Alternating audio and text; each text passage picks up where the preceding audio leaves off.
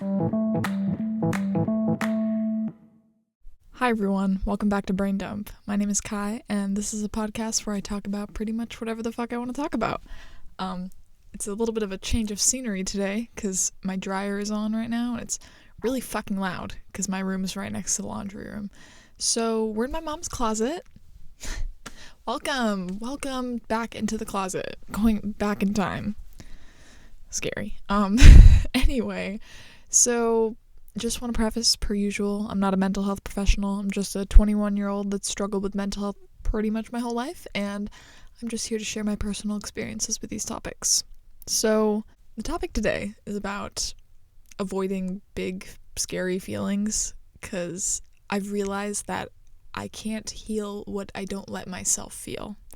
And that is something that I've had to go through a lot of shit in order to come to terms with, and I've forced myself to feel the feelings that were uncomfortable and feel the feelings that I didn't want to admit were there. Because, sometimes when those big scary feelings come up, we don't want to admit or acknowledge that they're even there. And so we ignore them and we push them down and we do all these unhealthy things in order to make ourselves feel better temporarily. But in the long run, it's just hurting us worse. I used to think that healing was just about completely letting things go and just not thinking about them at all anymore. That's not true. I think that healing comes with a lot of time with yourself, and it does come with a lot of thinking about what has happened, and you can't just get past it by not thinking about it. I think that I told myself that for a long time, that if I just didn't think about it, that I would eventually move on and it would be gone from my mind. But I think that in those situations where I would push down those feelings, they would ultimately just come back up eventually. And they would come up in a way that was more significant than it was if I were to just face them head on to begin with. I went through something in the fall of last year. Yeah, it was like September, October-ish of last year. I was lying to myself in order to meet somebody else's needs, and it wasn't fair. It wasn't fair to me or that person, but I was avoiding a lot of my feelings in order to make this person feel better, and also in order to meet this person where they were. And I talk about this a lot, meeting people where they are emotionally, but sometimes I have, in the past, changed parts about myself in order to mold myself into a person that this other person wants me to be, if that made any sense at all. And I thought that with time, if I didn't think about these things, that it would just go away. But I realized that with this specific situation, things would come up about this situation, and I would get that pit in my stomach. Like, we all know the fucking dreaded pit in our stomach when we hear about something that someone from our past is doing, and it's like, wow, that stings. And I didn't want to admit how much it was affecting me. And I think that's a big part of this. I just never wanted to admit that this person did hurt me. And when things didn't work out with this person, I didn't let myself feel the pain because I just wanted to pretend that everything was fine, because it wasn't, like, for me, okay, hey, I'm delusional sometimes, and I'm just gonna be honest, like, this fling, whatever the fuck this was with this person, also, I don't mean to speak ill about anyone, and I think this person is great, and, we are at different seasons in our life, which is okay. I kind of diminished my feelings about it because it wasn't, like, a long relationship. It wasn't a relationship at all, actually. I'm crazy. No, I'm not. I keep on saying that during this podcast that I'm crazy. I know I'm not. I just kind of undermined my feelings because it wasn't a relationship, and it wasn't like this long, dragged out thing. It was a month. It was a month, and during that month I got my hopes up, and I thought that things were going really well with this person, which it was, and things came to an end, which is okay. And I've come to accept that, and I'm truly okay with it at this point. But when it ended, I just didn't let myself feel the feelings because I didn't think it was that big of a deal. I told myself it wasn't that big of a deal, and that was just really unfair to myself because I didn't let myself heal because I wasn't feeling what I needed to feel. I wouldn't, like, when those feelings would come up, I would acknowledge that they were there, and then I would tell myself, no, hey, don't do that, hey, put those feelings away. And I just shoved it in my back pocket and just not think about it. And then when things would come up regarding that situation, oh my god, the feelings would come back so much worse than they would have if I were to just feel them to begin with. I think I do that with a lot of things in my life. I just tell myself that things are, like, insignificant, or, like, it's not that big of a deal. Like, it shouldn't affect you that much. Shouldn't. Oh my gosh, that's a big thing. Oh, in therapy the past few months, definitely. Me and my therapist have been talking about should statements, and just all these things that I feel I should be feeling or I shouldn't be feeling. There's no should or shouldn't to your feelings. You feel what you feel and you can't control that. You can control what you do with those feelings, but there's no I shouldn't feel this way. There's no I should feel this way. You feel what you feel and you cannot control that. I saw something that said healing means turning my wounds into scars. And looking at it that way is really eye-opening. Just, it's never going to go away.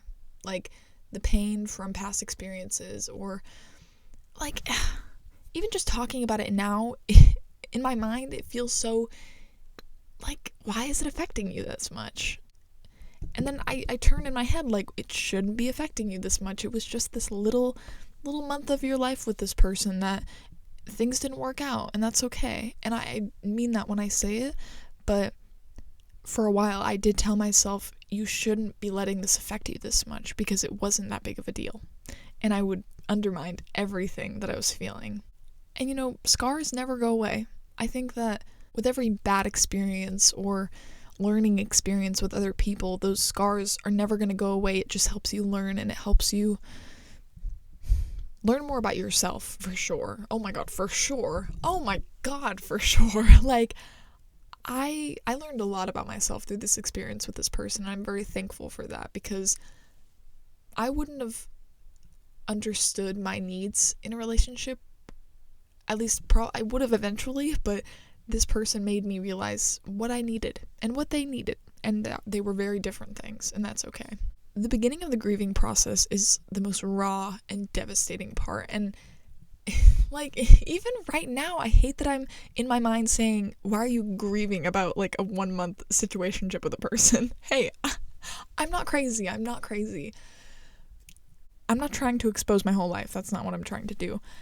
But when you're given all this false hope and given the impression that things are going to last, and didn't really have any signs that it wasn't going to last, and then it just didn't last, it hurts and it stings. And like I said, the beginning of that is so raw and devastating. And I think the beginning of that especially is when you have to let yourself feel those feelings, because it's just going to stay there in the back of your mind, in the back of your heart, in the pit of your stomach, wherever you feel it in your body. It's going to stay there until you let yourself feel those feelings and you accept what is. And you can grieve things like the hope of what could have been. Like, I grieved the hope of what could have been with this person, and it kind of sucks that things didn't work out, but I see now why things didn't work out, because life goes on, and everything happens for a reason, and I truly, to my core, believe that. I think for a while I didn't take that grieving seriously, and I didn't let myself feel that pain, and I just brushed it off like it wasn't a big deal, when in reality I was going through a lot internally, and I wasn't allowing myself to face those feelings at all. Because, like I said, I just brushed it off like it was absolutely nothing, and hey, this shouldn't be a big deal. Stop using the should and shouldn't statements. Like, you're gonna feel what you feel, and the only thing you can control is what you do with those feelings. I just wasn't allowing myself to admit that it was a big deal. And it's not that it was like, oh my god, this is a huge deal in my life, it's gonna alter the course of my life forever. No, it didn't.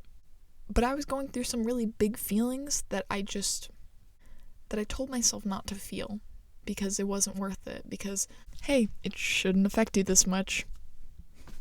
And I think those should and shouldn't statements put a big halt on my healing for this situation. I feel like I'm at a point of indifference for a lot of past situations that I never thought that I would heal from. And that's only because I let myself feel those feelings. And I've just come to a point where I know that I can't heal what I don't let myself feel. So, yeah. Feelings are confusing, and feelings can be big and scary, and don't tell yourself what you should and shouldn't feel, because in reality you cannot control that. The only thing you can control is your actions. So, let's see what's going on in my life right now. Oh my gosh, they built a Raising Cane's in my town. Guys, oh my gosh. If you've never tried Raising Cane's, it is so good. I don't know if you've ever had Zaxby's. It's like 10 times better than Zaxby's. It's so good. Like, oh my god, it's so good. And I'm usually not like a chicken finger person. Dude, I'm getting chicken fingers on the daily. Just kidding. I don't have money for that, but if I could, I would. Cane's, just so good. I don't really like to talk about the state of the world on this podcast because it's kind of like my little escape. But wow, the state of the world is really fucking scary right now. And it makes me sad. It makes me really disappointed in people, humans. Like, Jesus Christ. Jesus Christ. That's, wow. The world is fucking terrifying right now. And there's a lot of hate and there's a lot of, what the fuck? Like, what the fuck is America on right now? Are we on drugs? What's going on? What's going on? Oh my god, it pisses me off. The one thing I will say, Trump freezing all the federal grants. As someone that grew up on food stamps and that had to get free lunches in elementary school, me and my siblings would have gone hungry. Like, if we were in school right now, hey, couldn't have lunch. Wouldn't be able to have lunch. And that's so sad. I think about all the kids that are in school right now that are relying on that free lunch and they're just gonna go hungry. And doing this in order to end wokeness is fucking ridiculous, and it's absurd, and it's embarrassing. And that's all I have to say about that, because if I get any more into it, it's just, it pisses me off, and it makes me so angry, and I don't want to be filled with that anger. Also, the fires in California, there's just so much going on in the world that's like, what is happening? What is happening? January has felt like 6 months. Oh my god, it's January 29th. Hey, the year started 6 months ago. I don't know about y'all, but this year started at least a year ago, right? This has been the longest month of my life. It's crazy. In other words, let's talk about books of the week. I have listened to so many audiobooks in the past week. Probably like 7, 8, 9. I don't know. But the official book of the week is Fahrenheit 451. Excellent book. Oh my gosh. Just like, Ray Bradbury was definitely way ahead of his time, and just the dystopian society, it's very relevant in today's world, and if you haven't read this, I would definitely recommend it. It's a great read. Oh my god, my battery's overheating. We're gonna finish this. Alright, songs of the week: Louie by RC Drive, 2001 by Phineas, and Orange Blood by Mountjoy. Thank you for listening and watching. I appreciate you. Remember that you're loved, you're valued, and you're appreciated in this world, and you can't heal what you don't let yourself feel. So, alright, my camera died. Love you. Bye.